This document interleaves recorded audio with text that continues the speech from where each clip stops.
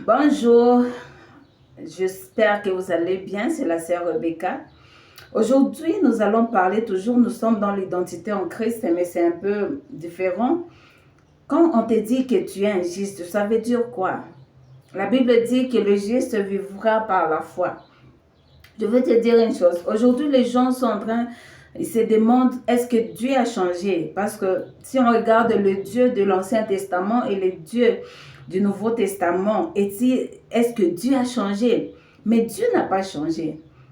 Parce qu'on regarde le Dieu de l'Ancien Testament, il était en colère et il tuait les gens, il ouvrait même la terre et la terre pouvait avaler, il envoyait même des serpents, les gens mouraient. Est-ce que Dieu a changé? Dieu n'a pas changé. Hébreu 13, 8, la Bible dit qu'il est le même hier, aujourd'hui, éternellement. Alors, qu'est-ce qui s'est passé? Quand Adam avait péché avec Ève, c'était un mort spirituel. Ils sont morts spirituels et la gloire de Dieu a été enlevée et la présence de Dieu. Dieu les a enlevés dans sa présence. Et Dieu, la colère de Dieu a été sur eux. Et c'est, la Bible dit dans Romains 5, c'est par Adam que le péché est entré dans le monde et c'est par Jésus-Christ que le salut est venu par sa grâce. Alors, c'est-à-dire que c'est par Adam que nous sommes devenus pécheurs et c'est par Jésus-Christ que nous sommes devenus des justes. Alors, d'Adam jusqu'à Jésus-Christ, il y avait le péché qui régnait dans le monde et c'est pourquoi Dieu était toujours en colère. Maintenant, qu'est-ce qui s'est passé? Si nous regardons dans le livre de Exode, là où Dieu a dit à Moïse de construire le tabernacle. Alors, dans le temple, il y avait trois parties. Le lieu de dehors, le lieu saint et le saint des saints. Et alors, dans le saint des saints, il y avait l'arche de l'alliance. Et c'est là où il y avait la présence de Dieu. Et c'est là où le sacrificateur pouvait amener le sang du taureau, le sang de chèvre pour le péché, des hommes, pour le péché du peuple.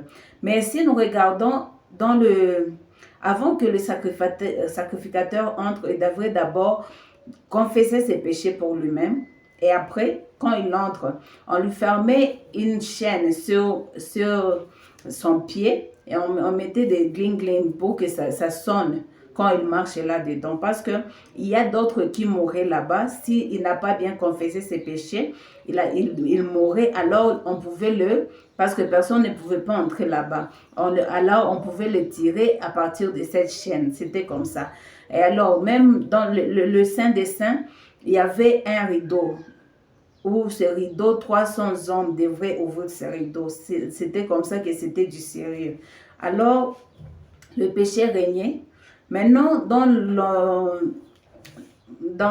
Ésaïe 59, la Bible dit, 59:2, Dieu dit que ce sont nos péchés qui nous séparent de Dieu. Alors, c'est quand Adam a péché, nous avons été séparés de Dieu, il y avait toujours la colère de Dieu. Mais maintenant, quand Jésus-Christ est venu, quand Jésus-Christ est mort, il a, dans 2 Corinthiens 5, 21, la Bible dit que lui qui n'a point connu le péché, mais il a été fait péché pour que nous puissions devenir la justice de Dieu, pour que nous puissions devenir des justes. Alors, si nous regardons dans Matthieu 27, 46, la Bible dit que Jésus a dit, mon Dieu, pourquoi m'as-tu abandonné? C'est la première fois que Dieu a tourné son visage. Il a tourné son visage à Jésus parce que tous nos péchés étaient sur Jésus. Alors, dans Marc 15, 37, la Bible nous montre que la voile a été déchirée quand Jésus-Christ est mort. C'est-à-dire quoi? Que quand Jésus-Christ est mort, nous sommes tous entrés dans les saints des saints. Alors, ces gens qui chantent, j'ai pas de problème, ils disent que non, viens nous faire entrer dans les saints des saints. Non, c'est Jésus qui nous a fait entrer dans les saints des saints. Nous sommes tous là. Nos esprits. C'est nos esprits qui ont été régénérés, c'est notre esprit qui est entré dans dans les saints des saints. Nous sommes tous, nous demeurons là-bas. On n'entre pas puis on sort. Non, parce que c'est une vie que nous vivons. Alors, je voulais te dire encore une chose Dans Romains 3, 23 et 24, la Bible dit que tous sont péchés, sont privés de la gloire de Dieu. Quand on dit tous sont péchés, ça parle des pécheurs, ça parle des gens qui ne connaissent pas Dieu, des gens qui n'ont pas qui ne sont pas sauvés. Mais je vois beaucoup de chrétiens. Je pense que c'est par l'ignorance qu'ils sont en train. Ils chantent même Baba Nemepungukiwa. Et si tu écoutes des chansons Nemepungukiwa, Atujapungukiwa, ce sont des gens qui n'ont pas.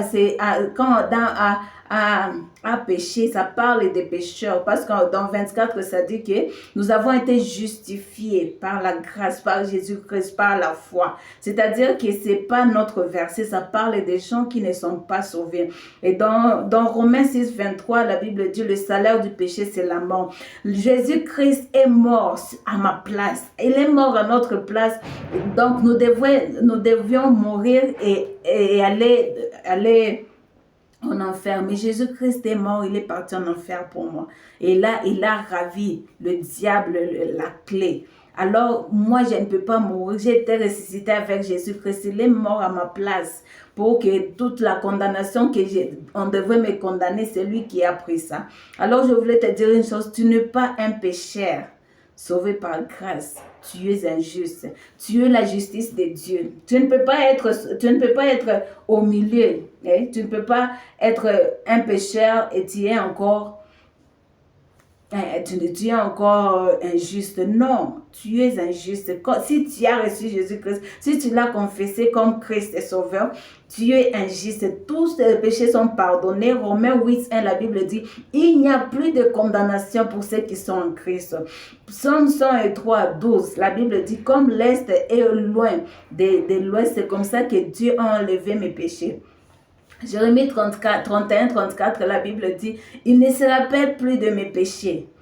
Alors, mes péchés sont pardonnés. Quand tu reçois Jésus-Christ, directement tous tes péchés, tu y es pardonné. Chaque fois, déclare ça, que tu es pardonné. Il n'y a plus de condamnation pour ceux qui sont en Christ. Tu n'es plus condamné. Jésus-Christ a été condamné à ta place. Et Hébreux 8, 12, la Bible dit, il ne se rappelle plus de mes péchés. Alors, si tu te rappelles de tes péchés, c'est toi-même et le diable. Ce n'est pas Dieu. Dieu ne se rappelle plus de ses péchés. Le sang de Jésus, tu as été lavé et tu es saint. Laisse-moi te dire, on n'attend pas comme mère, qu'on commence à nous appeler Sainte Rebecca, Saint Joseph. Non, tu es saint. Quand tu reçois Jésus-Christ comme sauveur, tu deviens saint. Alors, cette sainteté qui est dans ton esprit doit se manifester maintenant dans ton corps et la façon dont tu vis. Tu dois savoir, tu dois avoir cette conscience et savoir quelque chose. Savoir que tu y es saint. Déclare toujours ça, que tu es saint. Dans Hébreux 3, 1, Paul les appelle les frères saints. Tu y es saint, je te rappelle que tu es saint. Nous allons continuer. Que Dieu te bénisse. Je sais que tu es béni. Et moi, je suis béni. Que Dieu te bénisse. Amen.